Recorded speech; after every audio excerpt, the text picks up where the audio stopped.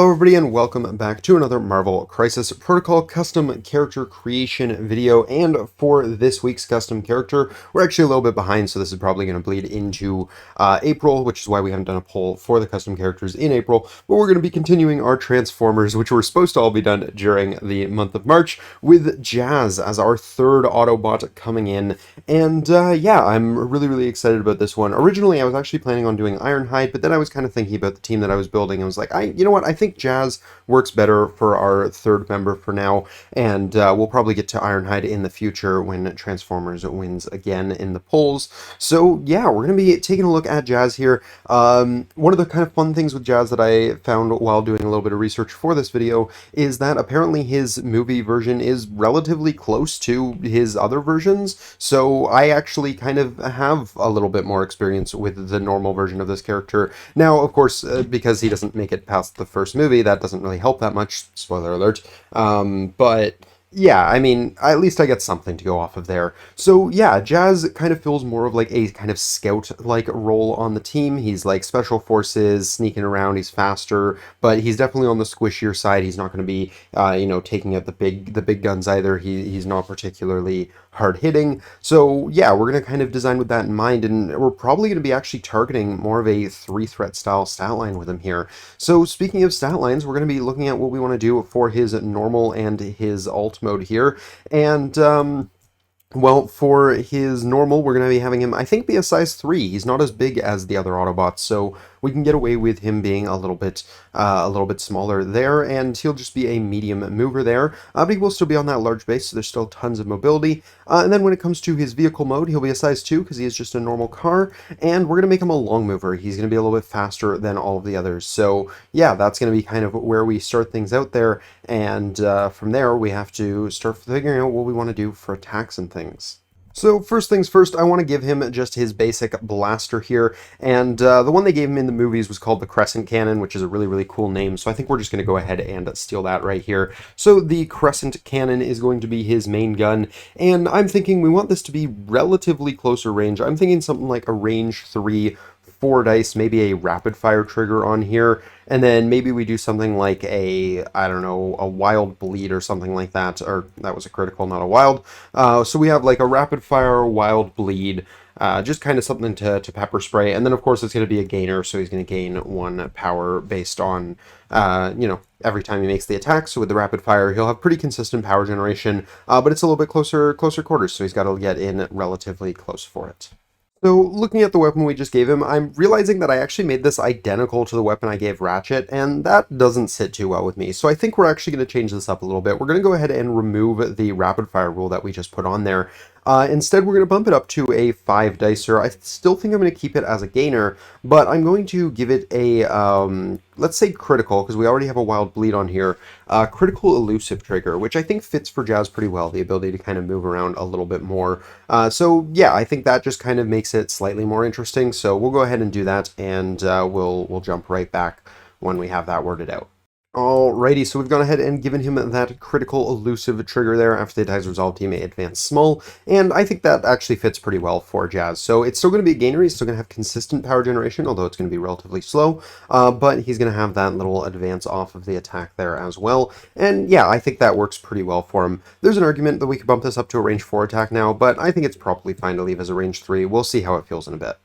Next, we're moving on to his Spender, and I was thinking for, oh, that's a superpower, not an attack. I was thinking for his Spender, I actually kind of want to steal this from Gwen of all models, and the Spender here being the Freestyle Beatdown. I think that's what it's called for Gwen, and I think it kind of works for this character as well. Obviously, Jazz is kind of known as the Autobot who's a huge fan of Earth music. He's got the whole breakdancing thing going on, and I think that kind of works for him as well. So, for Gwen, if I remember correctly, it's a range to a 6 dice attack that I want to say costs 2 or 3 power. I'm going to lean towards 3 for now. We'll see how it feels. And I believe it was an if it does damage, it throws the character. I'm going to double check that real quick, but that's basically the idea of what I'm going for.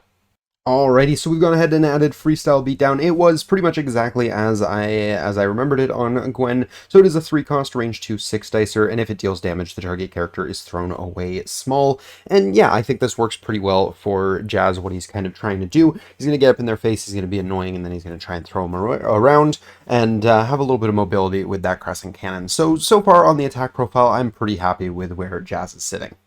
Going into superpowers, the main thing I want to give him is effectively witty banter from Amazing Spider-Man, where basically he's going to be able to kind of quip around and annoy the opposing models, distract them, keep them occupied so that the rest of his team can do their thing. So for those unfamiliar, witty banter basically lets him choose an enemy character within 3 when they're attacking one of your allied characters, and he gets to reroll one of their attack dice. So he's going to make their attacks worse, potentially throw off some of their triggers and things like that. And I think that works pretty well for the way we just see Jazz fight in the movies and things like that. So yeah, I think it works pretty well for him, and just kind of fits the character, in my opinion, reasonably well. Alrighty, so now we've given him You Want a Piece of Me. It costs him 1, and it allows him to reroll a die in his opponent's attack rolls. So yeah, really nice, just kind of great way of throwing him up in your opponent's face and making him a problem they have to deal with. Now, of course, one other thing we're going to have to give him is the ability to transform, because that's kind of important for a Transformer. So we're going to go ahead and do that as well. That's just going to cost him 1, and of course, under the Optimus leadership, it's going to be refunded as well, which is really, really nice. Alrighty, with the transform all done, I think it's time to start looking at his transformed side here, where we're going to start out by giving him an attack on this side, and I think I'm just going to call this a power slide, and the basic idea behind this is going to be it's going to be probably a range 3. I want him to have a lot of mobility on this side. Relatively low dice attack. Let's say 4 or 5. I think for now we'll leave it at 5. Yeah, we'll do 5. We'll make this a builder attack, so he's going to gain power based on the damage dealt, and we're going to make it place him within one of the target. So he's going to be able to get some extra mobility off of this. And then the last thing is I want it to kind of have some sort of like trip up style thing where he's like sweeping out their legs or something like that.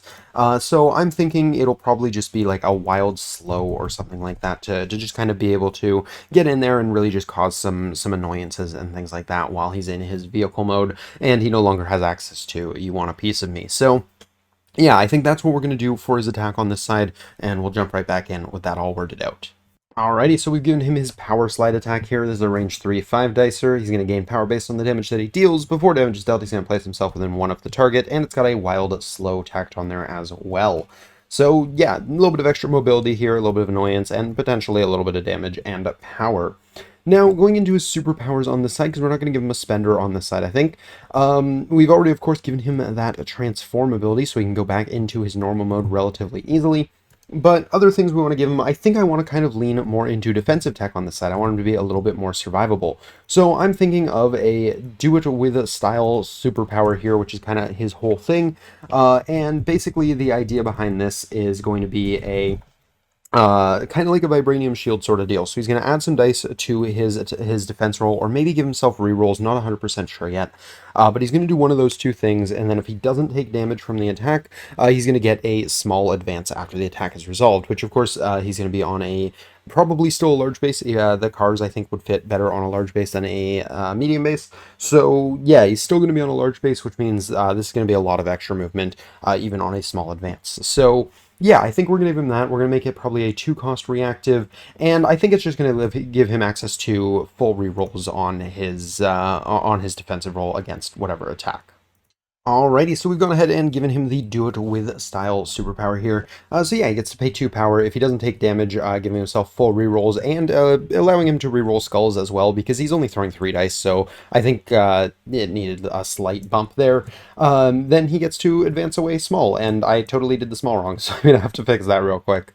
There we go. So it lets him advance away small there, and or any direction small, so he can go closer if he really wants to be more annoying and things like that. And yeah, I think this makes him a kind of interesting objective style piece on this side, because I mean, under Optimus, he can turn 1, transform, gain the power back, do a long move, that's going to safe grab any objective, and then not only is he going to be able to long move away, but then if he does get punched at all, he's going to have access to do it with style to move even further away, giving himself full rerolls as well. It makes him really, really good as kind of just an objective runner, and then when he does need to come into the fight, he has access to some reasonably useful abilities like You Want a Piece of Me and the Freestyle Beatdown attack, which I think are going to be really, really nice in that kind of close quarters sort of environment. So yeah, I think he's actually got a lot going for him already, and honestly, I think he's pretty much good to go here. I was thinking about whether or not I wanted to change any of his defensive stats. 3-3-3-5 is definitely on the squishy side, but we've given him a couple really good defensive abilities, and at first I was thinking I was going to bump him up to 6, but then I just realized that we just made a 3-threat safe grab that's like an incredibly efficient safe grab, and it's kind of making me question whether he can be a 3-threat or whether we need to bump him up to a 4, because he is very efficient at just kind of running around with an extract all game, and you will never catch him. He's a long mover on a large base. He's going to be wherever he wants to be, and that might be a little bit too good, so definitely something we have to kind of consider here. Alrighty, after thinking about it for a little bit and thinking about what I could try and cut down on him to make him feel better, I think there's a lot of things that if I tried to lower them, they would just make him feel really, really bad. Like if I drop him down to like 4 stamina, that puts him in the range of like one bad spike just one-shots him, and that really doesn't feel good. I thought about maybe dropping like his physical defense down to 2, but then your do it with style kind of feels almost useless on that, and only being able to reroll 2 dice doesn't feel amazing. So yeah, I really wasn't sure what to do in terms of bringing him down, and then I was thinking about it some more, and I was kind of like, you know what, maybe it's okay to have a 3-threat safe grabber. Maybe, I don't know. I feel like if this was actually released by AMG, this would make almost every list, just because cheap safe grab that can just kind of run around all game with an objective. But if you look at some of the other safe grabs we have in the game right now, like Namor or Amazing Spider-Man, they're costing you 5 threat, yeah, but they're also doing a lot more than just being a safe grab. They have a lot of other things they're bringing to the table, and Jazz, to me, kind of feels like a budget Amazing Spider-Man. His rerolls are worse. He does have the exact same ability here, but he's a lot easier to just take down himself, especially since when he has that ability, he doesn't have his defensive tech. So I think if you want him running around with an objective all game, then he's going to fill that role really, really well, but he's not going to do anything else for you. And if that's worth 3 threat, then that's great, but I don't think that means he needs to be weakened in any way to make up for that, because I think he's already got enough kind of downsides to him, just really being that he's not going to last long when he does come into the fight. So you're really going to have to be somewhat careful with how you use him and what you allow your opponent to get into him. So yeah, I think he's probably fine as he is, and I think this definitely fits the flavor of Jazz. This is kind of what I was thinking about when I was designing the character. All of the abilities that I kind of had in my head that I feel like I wanted Jazz to have are represented here. So yeah, I'm pretty happy with how this one's come out. But definitely let me know what you guys think down below. Do you guys think I did Jazz here justice? Is there anything you would have liked to see represented on his card that I wasn't able to get in here? Definitely let me know down below. Always curious to hear what you guys think. But that is going to do it for this custom character. So I hope you guys have enjoyed. If you did, please do drop a like down below. Subscribe if you're new to the channel. Helps me out a bunch. Lets me know you guys are enjoying the stuff we're throwing out here. And also gives you guys access to all of the other content that we do, because we do tons of discussion style content during the weekdays, and then we usually try to get battle reports on the weekends, although last month has been a little bit slow for that, so I do apologize for those of you who have been patiently waiting for more battle reports. Hopefully we're going to return to normal with that soon. But yeah, that's going to do it for this one, so until next time, have a great day, everybody. Peace.